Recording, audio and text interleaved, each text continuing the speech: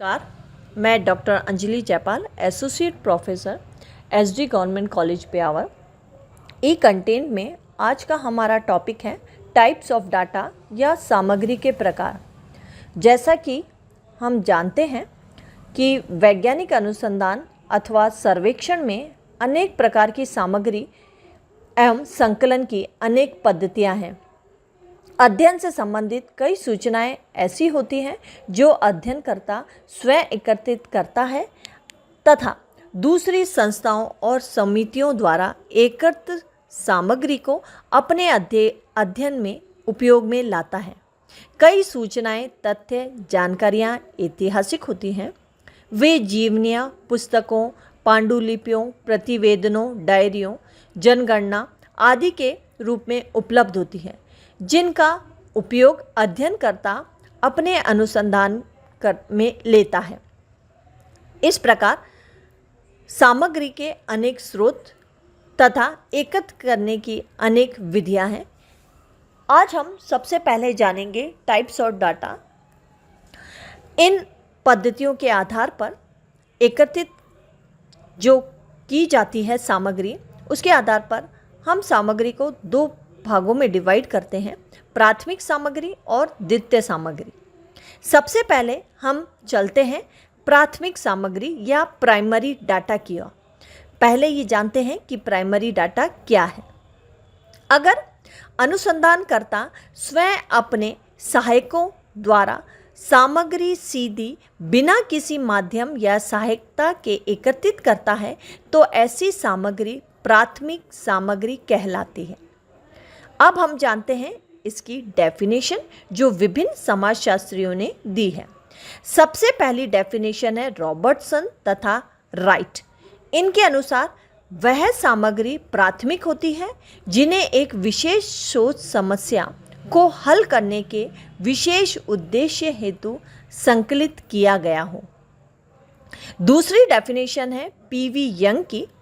इनके अनुसार प्राथमिक सामग्री का तात्पर्य उन सूचनाओं और आंकड़ों से है जिनको पहली बार एकत्रित किया जाता हो तथा जिनके संकलन का उत्तरदायित्व शोधकर्ता या अन्वेषणकर्ता का स्वयं होता है। जब अनुसंधानकर्ता किसी विशिष्ट समस्या अथवा परिकल्पना का अध्ययन करता है तो यह बिल्कुल ही स्वाभाविक है कि वह अपनी आवश्यकता के अनुसार विशेष प्रयास करके किसी विशेष सामग्रियों को, जानकारियों को, तथ्यों को एकत्रित करता है। यही जानकारियाँ प्राथमिक सामग्री कहलाती हैं। अतः कुल मिलाकर हम कह सकते हैं कि प्राथमिक सामग्री को अध्ययनकर्ता अवलोकन, साक्षात्कार, अनुसूची, प्रश्नावली आदि विधियों द्वारा एकत्रित करता है। अवलोकन प्रविधि में अध्ययनकर्ता स्वयं घटना का अवलोकन करके इन तथ्यों का या सामग्रियों को एकत्रित करता है। साक्षात्कार प्रविधि में साक्षात्कार स्वयं अध्ययनकर्ता होता है तथा उसके द्वारा प्रशिक्षण उसका सहायक होता है। प्राथमिक सामग्री का संकलन शोधकर्ता स्वयं या उसके सहायक सीधे एकत्रित करते हैं। इसमें दूसरों द्वारा किए गए प्रयोग और एकत्रित सामग्री का प्रयोग नहीं किया जाता है। अतः प्राथमिक सामग्री विश्वसनीय होती है क्योंकि अध्ययनकर्ता इसे काफ़ी सावधानी पूर्वक अपनी देखरेख में संकलित करता है। तो ये थी हमारी प्राथमिक सामग्री की अर्थ और परिभाषा। अब हमारी अगली है द्वितीयक सामग्री। हम जानते हैं द्वितीयक सामग्री के बारे में या सेकेंडरी डाटा का। सबसे पहले अध्ययन से संबंधित सामग्री के संकलन का यह दूसरा विकल्प होता है।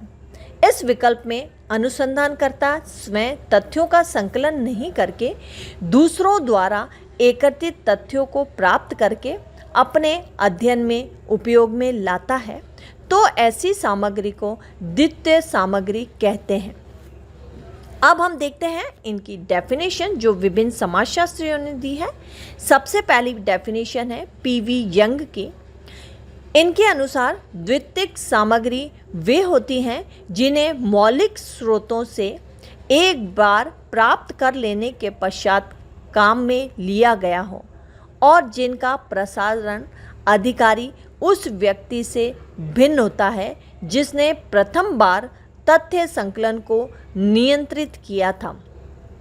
अतः हम कह सकते हैं कि द्वितीयक सामग्री दूसरों के द्वारा एकत्र सामग्री होती है। अगली डेफिनेशन है फोरकेस्ट तथा रीचर की।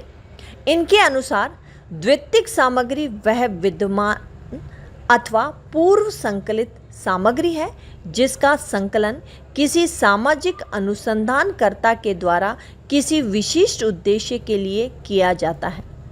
इसमें 3 प्रमुख प्रकार की सामग्री सम्मिलित होती है: लिखित प्रलेख, जन माध्यमों द्वारा प्रचारित प्रतिवेदन तथा सरकारी आलेख।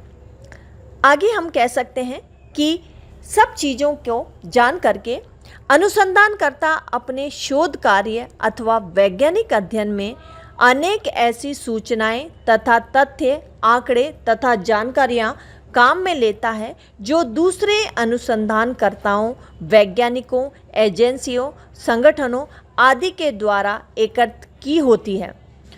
उदाहरण से ये बात स्पष्ट हो जाती है कि भारत सरकार द्वारा जनगणना प्रतिवेदन तैयार किया जाता है। सरकार के लिए ये प्रतिवेदन प्राथमिक सामग्री है, लेकिन अन्य कोई भी जब इसका उपयोग करता है तो उसके लिए यह प्रतिवेदन द्वितीय सामग्री होता है। इस प्रकार पुस्तकालय में उपलब्ध सभी सूचनाएं, पुस्तकें, लेख, पांडुलिपियां, जीवनियां, आत्मकथाएं आदि का अनुसंधानकर्ता अध्ययन में किसी भी चरण का उपयोग करता है तो वह द्वितीयक सामग्री कहलाती है। हमारे लुंडबर्ग के अनुसार शिलालेख, स्तूप, खुदाइयों से प्राप्त अस्थिपंजर, भौतिक वस्तुएं, ऐतिहासिक स्रोतों से प्राप्त तथ्य या सूचनाएं आदि भी द्वितीयक सामग्री के अंतर्गत आते हैं। अतः हम कह सकते हैं कि अनुसंधानकर्ता जो भी सामग्री अपने अध्ययन में काम में लेता है, जो उसके स्वयं के द्वारा एकत्रित नहीं होकर दूसरों के द्वारा एकत्रित की गई हो, वह द्वितीयक सामग्री कहलाती है। तो इस प्रकार आज हमारे ई कंटेंट में हमने प्राथमिक और द्वितीय सामग्री के बारे में जाना। धन्यवाद।